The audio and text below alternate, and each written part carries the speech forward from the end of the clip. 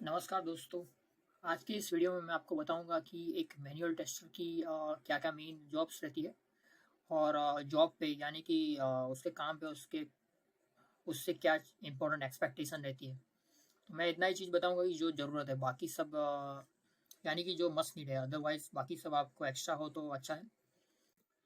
तो सबसे पहले एजेंडा बता देता हूँ कि रिग्रेशन टेस्टिंग के बारे में डिस्कस करेंगे।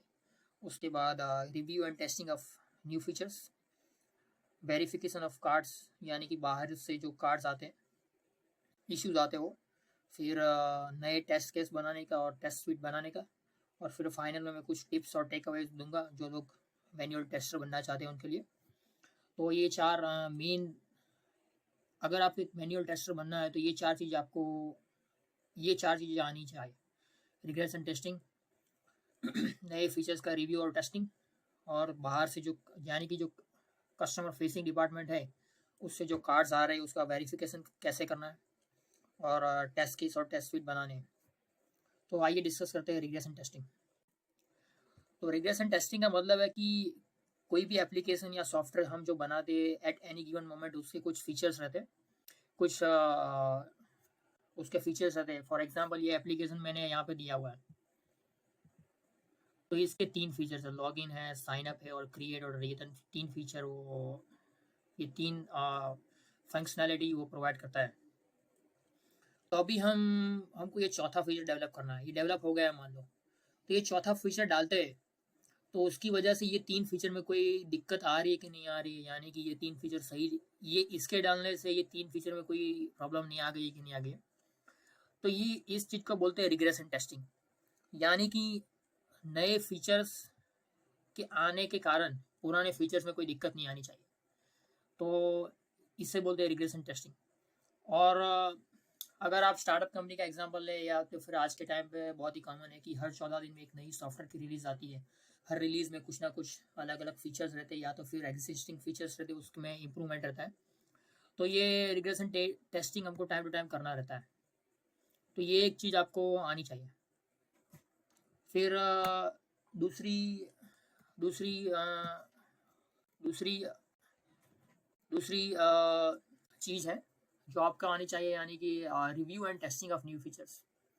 तो ये जो पिछला ही उदाहरण लेंगे, तो ये जो चौथा फीचर है, प्री ऑर्डर फॉर एग्जांपल, तो जब हम ये फीचर रिलीज करने जा रहे हैं तो हमको इसको भी टेस्ट करना पड़ेगा कि ये सही ढंग से काम कर रहा है कि नहीं कर रहा है, यानी कि इसकी जो एक्सपेक्टेशन हमने सेट करी थी वो फुलफिल हो रही कि नहीं हुई, यानी कि ये सही से काम कर रहा है वो, और इसकी वजह से ये इसको कोई दिक्कत आए या नहीं आए, ये सब, ये दोनों चीज़ें आनी चाहिए। कोई ये इतना डिफिकल्ट नहीं है मगर आ जाता है। मगर ये चीज़ ध्यान में रखने की कि review and testing of new features, हर 14 दिन में नए नए फीचर्स आते हैं, हर 14 दिन, यानी कि हर कंपनी या ऑर्गेनाइजेशन की अलग अलग रिलीज साइकिल रहता है।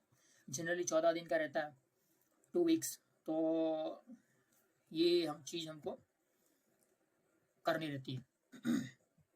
उसके बाद चौथी चीज़ है verification of cards coming in from customer success. किसी भी कंपनी में यानी कि किसी भी आप कंपनी में जाओ, सॉफ्टवेयर कंपनी में, या तो आप सॉफ्टवेयर एप्लीकेशन बनवाती है उसमें, तो एक डिपार्टमेंट रहता है कि जो कस्टमर फेसिंग रहता है, यानी कि जो कस्टमर से डायरेक्ट डील करता है। मेरे अनुभव में जो भी मैंने 2-3 कंपनियों में काम करा है उसमें ये डिपार्टमेंट का नाम रहता है कस्टमर सक्सेस। यानी कि कस्टमर को कुछ इश्यू वगैरह आते हैं तो ये कस्टमर सक्सेस से डिस्कस करते हैं। अगर इनको ये वो इश्यू जेन्यून लगता है तो वो इसके लिए एक कार्ड बना बना देते हैं। एक सॉफ्टवेयर टेस्टिंग, एक सॉफ्टवेयर डेवलपमेंट कंपनी होती है, उसमें एक सिस्टम रहती है जिसको प्रोजेक्ट मैनेजमेंट सिस्टम, या तो फिर कई लोग 2-3 अलग अलग सिस्टम यूज़ करते हैं जिसमें टिकटिंग सिस्टम आ गई। मगर स्टार्टअप कंपनीज में जनरली ऐसा रहता है कि वो एक ही सिस्टम से सारा कुछ काम चला लेते हैं। तो मेरे अनुभव में ये project management system monday.com, ClickUp हो गई, दूसरी कुछ और है। तो ये सिस्टम यूज़ करते हैं। तो सारे जनरली जो जो भी डिपार्टमेंट है क्रिटिकल, उनको ये इसका एक्सेस रहता है। तो कस्टमर से जो इश्यू आता है वो कस्टमर सक्सेस डिपार्टमेंट डिस्कस करते हैं। फिर अगर ये लोग को जेन्यून लगता है तो ये इसमें एक कार्ड बना देते हैं।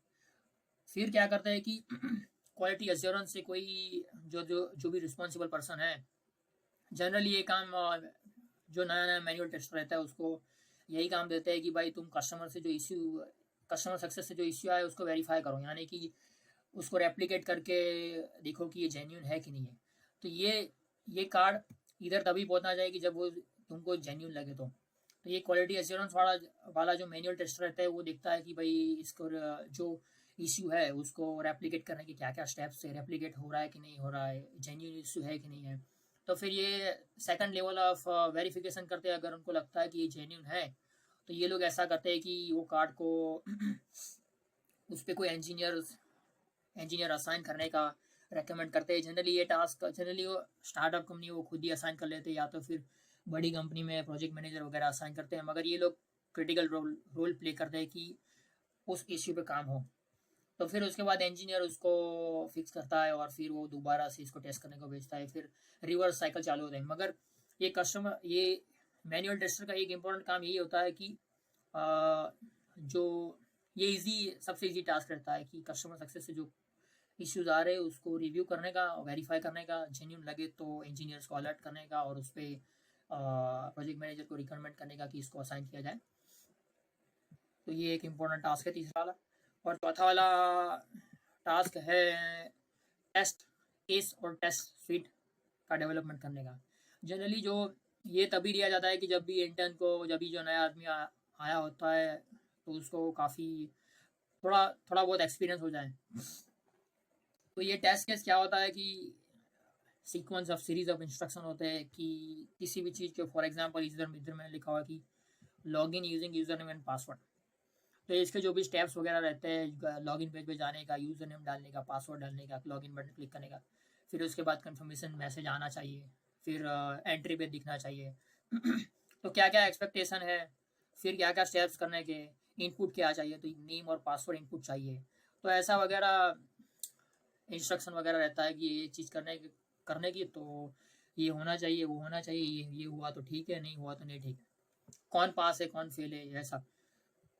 तो ऐसे जो ग्रुप ऑफ टेस्ट के रहते हैं उनको हम टेस्ट स्वीट कहते हैं। फॉर एग्जांपल लॉगिन के सिनेरियो में हमको लॉगिन, ये दूसरा होगा लॉगिन यूजिंग सोशल आईडी, यानी कि लॉगिन विद फेसबुक और गूगल। तो ऐसे जो रिलेटेड वगैरह होते हैं, रिलेटेड टेस्ट केस होते हैं, उनको हम एक टेस्ट स्वीट में ग्रुप कर देते हैं और उसको नाम दे देते हैं। फॉर एग्जांपल इसमें हमने इसको नाम दिया यूज़र ऑथेंटिकेशन, यानी कि ऑथेंटिकेशन यानी कि लॉग इन लॉग आउट हो गया, साइन अप हो गया, ये सारी चीज़ें इसके तहत आ सकती है। तो ये बनाने का, जनरली इसको ऑर्गेनाइज करने का, फिर इसको अपडेट करने का, ये सारा कुछ काम देते हैं। तो ये एक इम्पोर्टेंट टास्क हो गया, यानी कि ये भी आना चाहिए, ये सीख जाएंगे, आना चाहिए।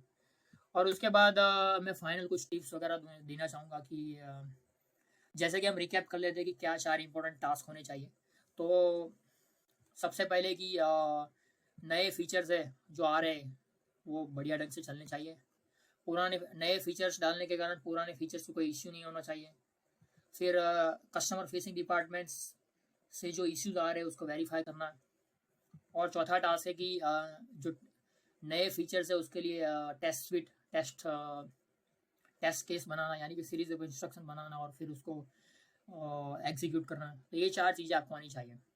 और इम्पोर्टेंट चीज़ मैं ये हाईलाइट करूँगा कि ये उतना ज़्यादा डिफिकल्ट टास्क होता नहीं है। कई लोग ये जॉब डिस्क्रिप्शन में उतना सारा कुछ ज़्यादा कुछ फालतू का लिख देते हैं, मगर ultimately it boils down to this 4 features. और सबसे इम्पोर्टेंट, अगर आपको बढ़िया ढंग से काम करना तो मुझे ये 3 चीज़ पे फोकस करना रहेगा कि जो प्रोडक्ट आप बना रहे हो उसकी अंडरस्टैंडिंग डेवलप करनी रहेगी, कैसे कंपनी में जो ऑर्गेनाइजेशन में काम होता है वो, और फिर प्रोडक्ट कैसे काम करता है।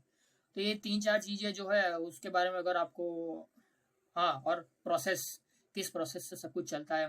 फॉर एग्जांपल प्रोसेस मीन्स, जैसे मैंने आगे एक्सप्लेन किया कि कस्टमर सक्सेस से क्यूए के पास, क्यूए से इंजीनियरिंग के पास, वैसा सॉफ्टवेयर, प्रोसेस और कंपनी, ये 3 चीज़ों का अगर आपको अंडरस्टैंडिंग है तो आपको कुछ भी ये ज़्यादा कॉम्प्लेक्स वगैरह चीज़ें मेमोराइज करने की ज़रूरत नहीं है, अंडरस्टैंडिंग होना चाहिए। तो ये 4 चीज़ें अगर आपको आ गई तो आप मैनुअल टेस्टर बन सकते हैं, बाद में आगे जाके ऑटोमेशन बन सकते हैं, आगे जाके और भी करियर डेवलप कर सकते हैं। तो अगर आपको वीडियो अच्छा लगे तो लाइक और सब्सक्राइब करें, और कुछ और चीज़ जो मैं कर सकता हूँ आपके लिए तो बताएं, कमेंट्स में लिखें। थैंक यू, धन्यवाद।